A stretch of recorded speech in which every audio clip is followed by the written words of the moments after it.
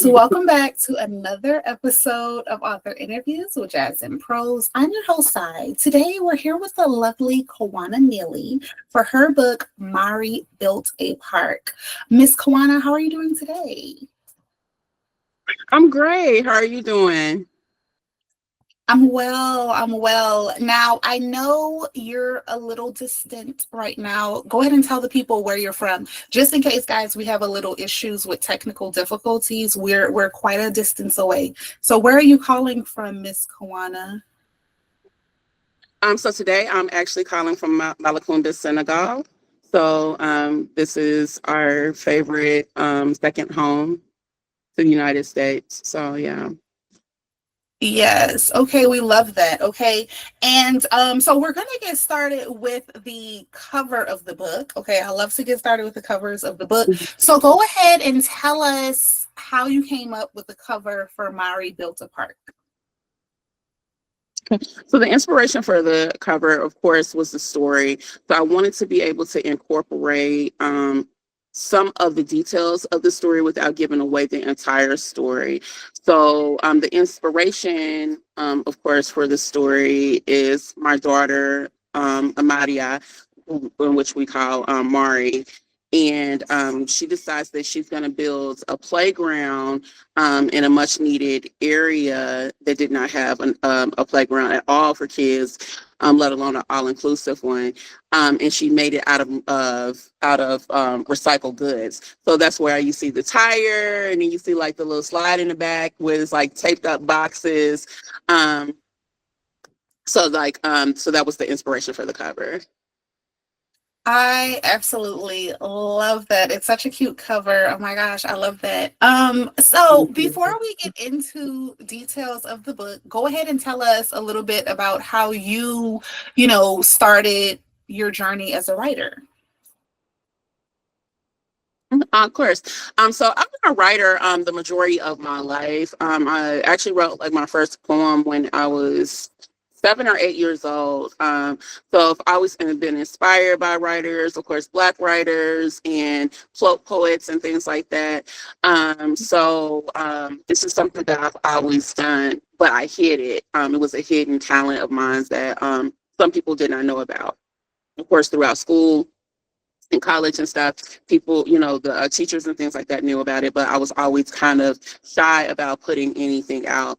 And so after I had my first child, who was Mari, I started writing children's stories, but I never did anything with them. Actually, I started writing children's stories prior to her.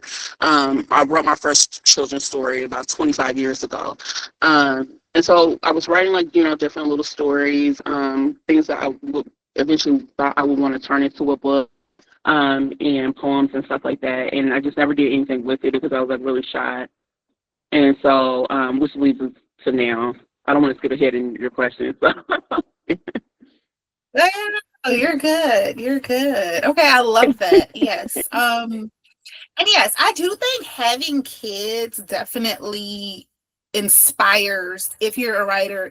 When I remember when I had my first daughter, I came out with Brilliant Beautiful Me, and it was like coloring books for little girls of color. So I think kids definitely, if you're a writer, it's like, okay, it's a no-brainer. I'm gonna go ahead and write a book. Okay. For sure. For Yeah. sure.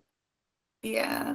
So, okay, so tell us about Mari Builds a Park specifically. What is the book about? So the book is about 6-year-old Mari, who is in her neighborhood, and she's looking around and she doesn't see any place that's safe and cool for the kids to come together in the community and play. Especially an inclusive area, which is what she really dreamed of the space being. So she decides to go on a journey by herself, and that she's going to fix the problem, and she's going to build a park. And so she goes around, she collects different recycled goods and things like that, anything that she can kind of get her hands on. And she starts to build this different park equipment for the kids to be able to come together and use. So yeah. I love that. I love that. And I love that it's like, so many things about that. Just, her taking initiative to say, you know what, I'm going to do that. And that, in kids, that's what we hope that they keep once they get to become an adult. So I really love Absolutely. that. Yeah. So obviously, Absolutely. I don't want to say obviously, but now you said you guys are in Senegal right now. So Yeah. I have, yeah. So I know sometimes when I visit other countries, because I have family like in Jamaica, and they don't have a Mhm. lot of things that are for like kids, like in the US, as far as like, you know how they have like the jumping places here, Chuck E. Cheese, all that kind of stuff. Right. So yeah, Right. in Senegal, what's the climate like there as far as like activities for kids to do? Do they have a lot of things for kids to do, or was this really built out of the need There for like, are oh, we need more there things? are Yeah, Mhm. there's definitely a need for more. There are pockets of activity to do, but this kind of takes me into, I think, a question you probably asked, which is the inspiration behind the story. So when we first came here and decided that we would make Senegal our second home and live here part time, um, Mari was 2 years Mhm. old, and there really wasn't anything for her to do. There wasn't any like playgrounds or anything like that for her to go and play. And then the play spaces that they did have were a lot of time on beach resort, and you had to pay a fee to go to, which I thought was not the greatest thing, right? And so a lot of times I'll see like, kids kind of in the street and trying to figure out things to do, things to play with, because they don't have the money to spend to go to a resort for the day just so they can be able to play on playground equipment.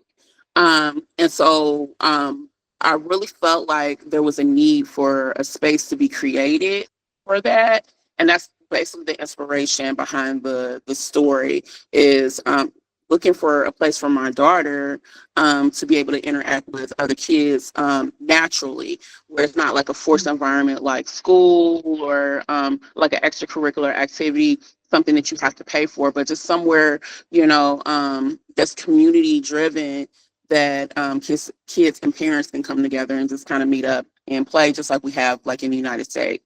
That's not something that's strange there, but it's definitely something that's not available here, especially Yeah. not free.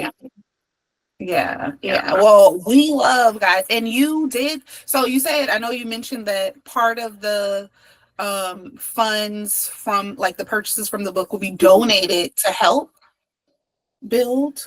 Right. So 100% of the proceeds for the book up to the total amount that the park is funded Mhm. will go to funding and building this park.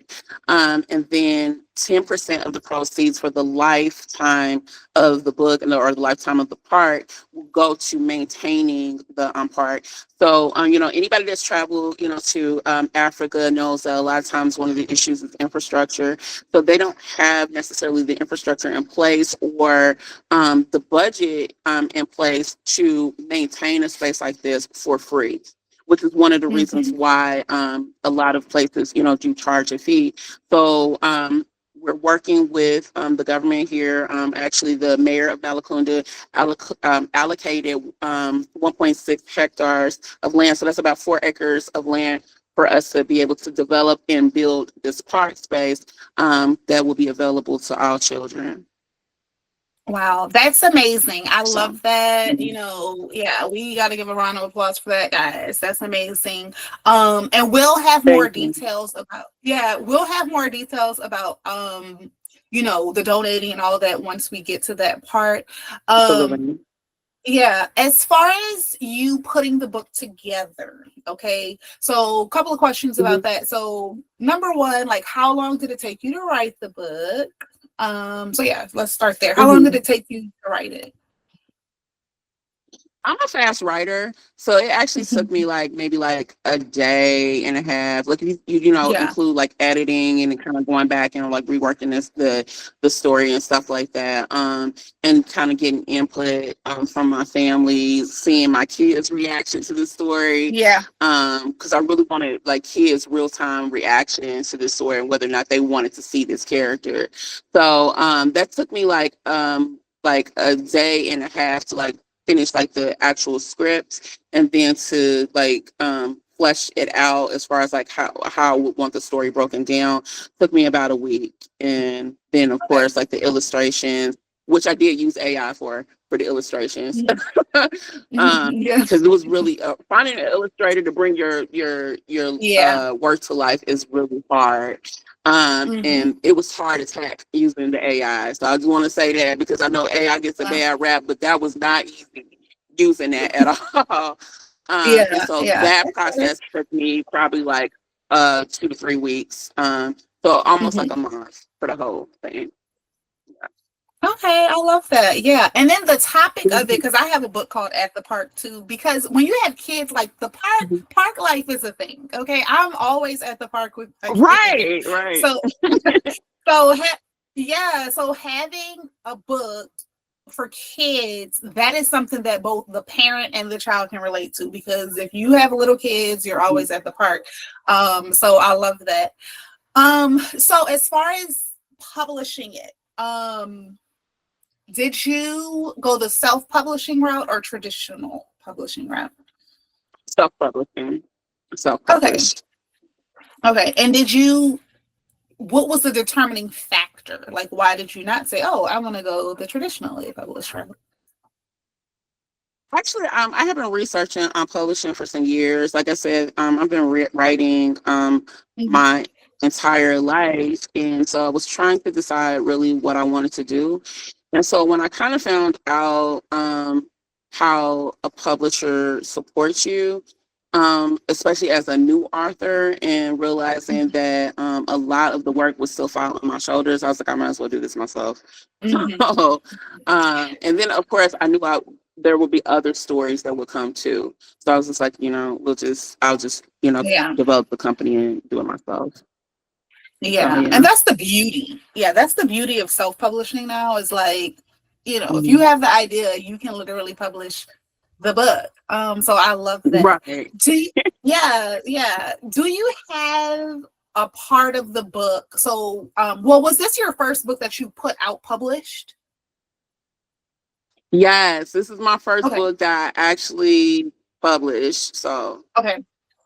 Okay. So with that being said, do you have a notebook or something where you were like, okay, let me write this down because I never want to make this mistake again. I can save myself a lot of stress if I never make this mistake again. I'm sorry. I'm sorry. We're having a little bit of It a broke up. connection issue. Can you ask that question one more time? Yes, absolutely. Okay, so did you have a part in your publishing process where it was a mistake and you were like, I never want to make this mistake again when I put out the next book? Um, hmm,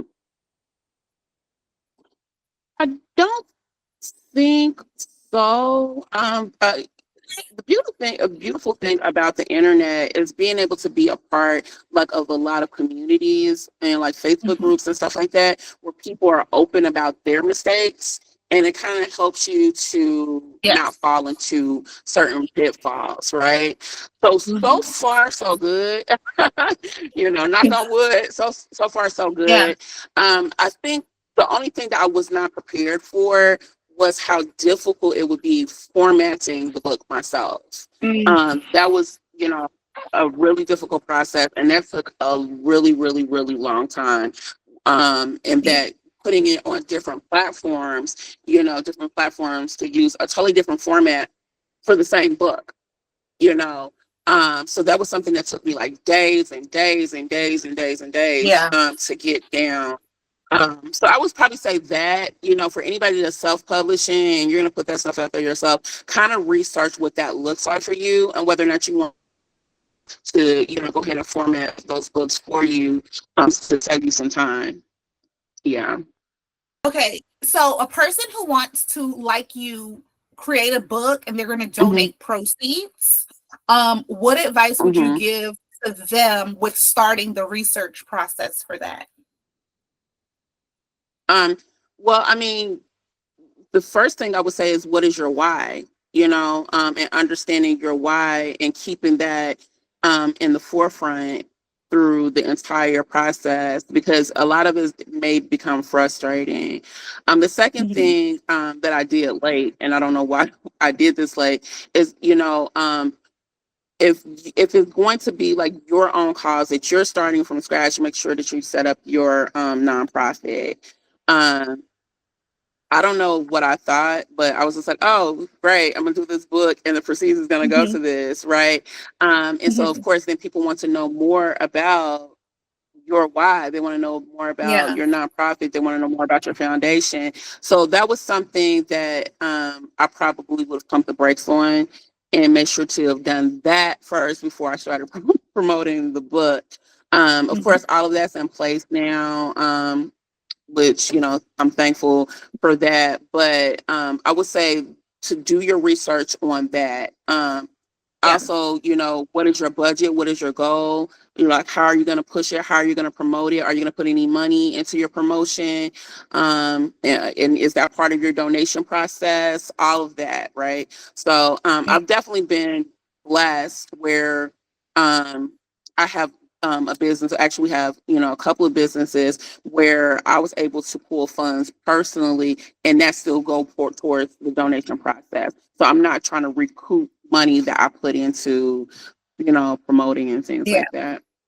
Yeah. Okay, well that's good. That's great advice, guys. And I love that having it go to a specific cause. I think we definitely need that. There's so many things to help out other people in the world today. So kudos, like I said again, for you with that. I feel like we're at trivia time right now, guys. Okay, so we're gonna do a quick Trivia. little trivia question. Yeah. Okay, I love so games. this is yes. So this is a quick little author's edition of Would You Rather. Okay. So we're going to have you pick a number from 1 to 4. Two. 2. Okay. Let's see. All right. Now it says, would you rather see your characters, okay, in Mari Built Apart, in museums or in memes? I'm gonna easily say memes Memes. because Okay. I've already started doing that. Yeah. Okay. I Martin's like really that. yeah, Martin's really like grown into something else, Yeah. I don't think we get into this question, but like Mari, my daughter is has autism. And so Okay. the character, that's part of her thing with the inclusive spaces, is making sure that there's spaces for kids like that too. So anyway, Yes. as I kind of like, put the story out there and I did like some practice reads or whatever, I got like a lot of feedback from people who wanted more from this character who has Mhm. autism because they're like, I haven't seen that. Long story Yes. short, that's where the memes come in. So, Okay. so yes, I would rather see her memes everywhere than in a Yeah. museum. Yeah, Okay, I love that. That makes sense. That makes sense. And yes, I yeah, love that. That is an important. I'm glad you shared that because that is an important part. And there are a lot of families who, have kids who are on the spectrum. I know that ranges. So yeah, having a character to like they say representation matters is amazing. Okay, I yeah. love that. Okay, so with that being said, because you said that people want more, what do you see is next? Are we going to have another book in the series for Mari? Yes, actually, there's a couple of books that I'm working on in the series for Mari, and then I'm also developing a show. Of course, it'll be many episodes at first, and then Yeah. we'll roll out longer episodes. So we're looking at, of course, YouTube. We're looking at Amazon as well as Tubi to start out. Mhm. Because, like you said, the representation is very important. I haven't, there may be something that exists, but I have not seen a show that's surrounding children, not only on the spectrum, but children who have special needs. And so all Yeah. of Mari's world is going to be surrounding interaction with different people and children of special needs Yeah. to educate the public, to help parents as they're trying to understand their children and all of Mhm. those different things. So I'm really, really excited. And like I said, as I've Wow. been putting testers out there, a lot of people were excited to see more from her. So yeah, so there's definitely going to be that. Also, I do have another book that's coming out. Well, actually, I have a few that I have working on to come out over the next year. So, but the next one that will likely come out will be the one about my son, which is Soraya and the amazing bouncing Binky. So it's about him, his pacifier that he loses all the time, and it like Yeah. bounces all over the place. So yeah, so that's our next Yeah. thing as far as that. Yeah. Okay. I love that. I mean, Mhm. there's so many topics that you could write about Yeah. as a mother with your babies, especially as they get older. So, and that is so, and I'm a teacher as well. Mhm. So I think, we're taught to model to the kids before we expect Yeah. something of them. So Mhm. I think having, books like Mari Built a Park, Mhm. especially you said you're going to do a show and other books and, showing the interactions, because some kids, they don't know, they've never been taught how to interact. Right. um so having that is important because they need to see what that looks like, right? So I love that. Absolutely. Yeah. Even adults, even Mari adults, Built a like Park. you hear Yeah. a lot of crazy stuff. And um, Hmm. I just want to send this out to any parents out there who may have children on the spectrum or whatever, to you're doing the best that you can. You're doing the best that you can, and don't feel bad about your Hmm. child being who they are. Accept who they are, embrace who they Hmm. are, enhance who they are. Because I hear so many parents, like, they are lonely and they're sad, and, Hmm. they've lost friendships and things like that. And we have to really come together as a community to make sure our children are supported on every single solitary level. So for Hmm. me, this is very much a mission, Yeah. to build on this over and over again. So yeah. Yeah. And that's important. That's the Mhm. beauty of social media, because we know there's different sides of social media, Yeah. but the beauty Oh of yeah. social media, yeah, is that online community to let people know that, Mhm. hey, I'm experiencing this as well, and you have support. That is Yeah. so needed, because it's a journey. It is a journey. It is. Yeah, so I once again applaud you for that. I love that. Now, if people want to go ahead and purchase this book, where can they? Mhm. Well, it's not out yet. Is it out yet? Yeah, well, it's on pre-sale right now. Okay. It actually is officially out on the 29th of August, but you can go and get your pre-sale items is 20% off right now. So you can actually Okay. go to Amazon as well to www.amsarmedia.com. I think I got you the links for those. So Yes. and there'll also be a link to our nonprofit so that you can find out more about what we're working on and the other projects that we're going to be working on in the future as well. So this is like birthed like a whole thing that I Yeah. wasn't even expecting. So yeah, yeah, That's how it usually works. Yeah. That's yeah, yeah. yeah. So I love that. Yeah, we'll definitely have the links in the description for you guys to Mhm. purchase, and then for the website so you guys can keep up. And we know that that park is going to be built in a matter of time. We definitely want to see that. We're excited for that. Yeah. Okay. Well, you're definitely welcome back. We would love if we could have a follow-up when the park is built. We would love to see that. Absolutely, Yes, and show that. That would be so absolutely. cute. Yes, because they deserve it. Well, I mean, we thank you for stopping by. Thank you. Jazz and Prose, yeah. And we wish you all the best. Once again, we'll have Thank all the you. stuff I linked love your in. platform, and thank you so much for having me. And actually, I'm gonna be in touch with you like one-on-one. You're a teacher, so yeah, I need to talk to you. Yes. Yes, Please reach yes. out. Yeah. Well, guys, that's it for this episode. We thank you for tuning in. We thank Miss Kawonia Neely for stopping by for Mari Built a Park, and we will see you guys in the next video. Bye. Thanks. Bye.